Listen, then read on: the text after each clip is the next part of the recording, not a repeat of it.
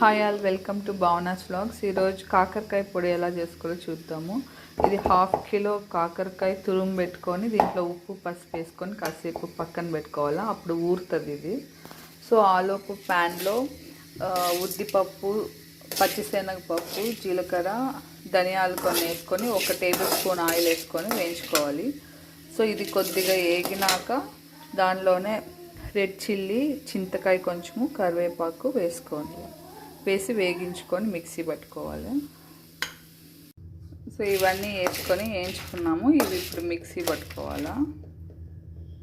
కొద్దిగా చల్లారినాక మిక్సీ పట్టుకోవాలి. లైట్గా నువ్వులు కూడా వేసుకోవచ్చు.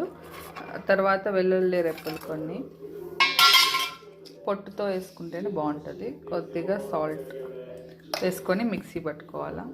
సో ఆలోపు కాకరకాయ వేయించుకుందాము. ప్యాన్ పెట్టుకొని కొద్దిగా ఆయిల్ వేసుకోవాలా.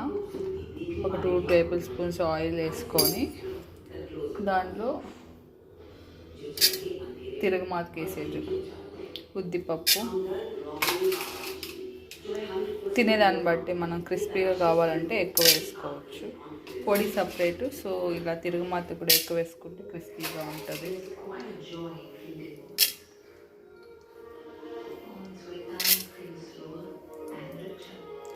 ఇది వేసుకొని కాసేపు వేగినాక తర్వాత కాకరకాయ తురుము పెట్టిండేది వేసుకోవాలి. అది కొంచెం వేగాక ఆవాలు, జీలకర్ర కొంచెం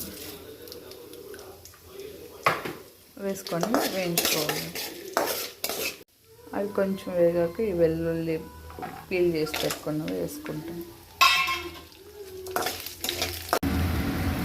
సో నానబెట్టుకున్న ఇది ఊరబెట్టుకున్న ఈ కాకరకాయ బాగా గట్టిగా పిండాలా. పిండి వేసుకొని వేయించుకోవాలి. సో అదే బాగా పిండుకొని వేసుకొని సిమ్లోనే పెట్టుకొని వేయించుకోవాలా.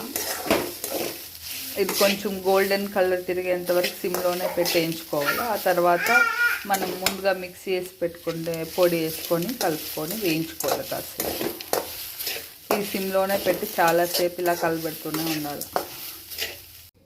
ఆ పిండిన వాటర్ని జ్యూస్గా కూడా తాగొచ్చు. ఇది షుగర్ పేషెంట్స్కి అందరికి హెల్త్కి చాలా మంచిది.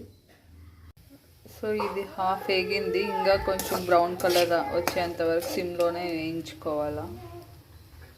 ఇంకా పొడి కూడా వేయలేదు, ఇట్లానే వేయించుకుంటూనే ఉండాలి. సో ఇట్లా వేగింది. ఇప్పుడు మనము మిక్సీ వేసుకున్న పొడిని వేసుకొని బాగా వేయించుకోవాలి కాసేపు.